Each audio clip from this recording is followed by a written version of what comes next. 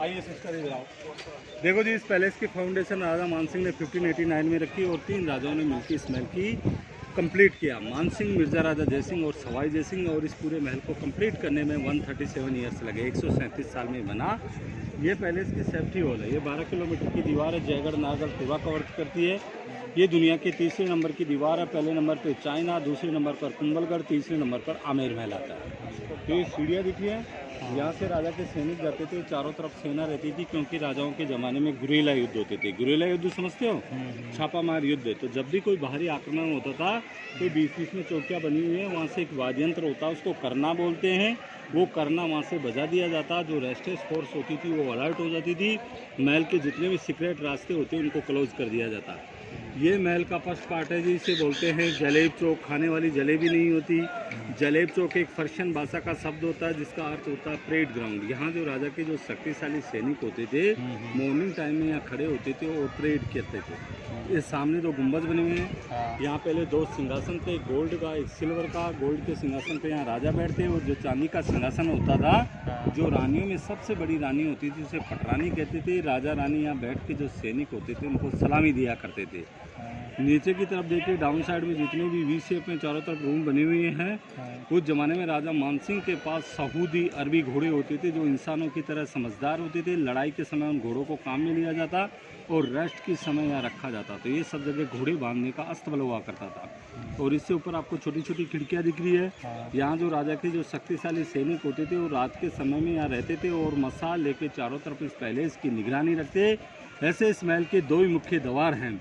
इसको बोलते हैं सूरज पोल गेट और उस दरवाजे को बोलते हैं चांद पोल गेट। आप कौन से दरवाजे से है? चांद पोल। गाड़ी से आए हो क्या सर? हाँ।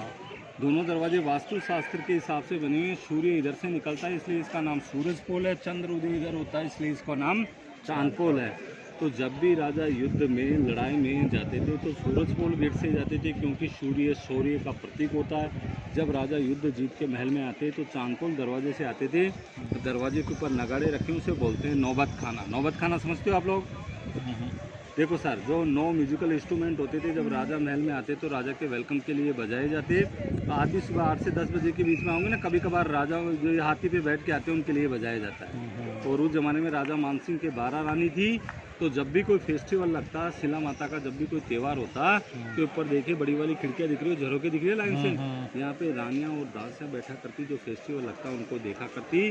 क्योंकि उस जमाने में जो राजपूत रानियाँ होती थी वो पर्दे में रहती थी। और मैंने आपको बताया कि पेड़ के नीचे नर बलि होती थी। तो यहाँ पर नर बलि इसलिए दी जाती थी, जो राजा मानसिंह से युद्ध करने के लिए बंगोल गए थे। वहाँ पर एक केदार नाम का बहुत शक्तिशाली राजा था, उससे राजा मानसिंह के 20,000 सैनिक मारे गए थे।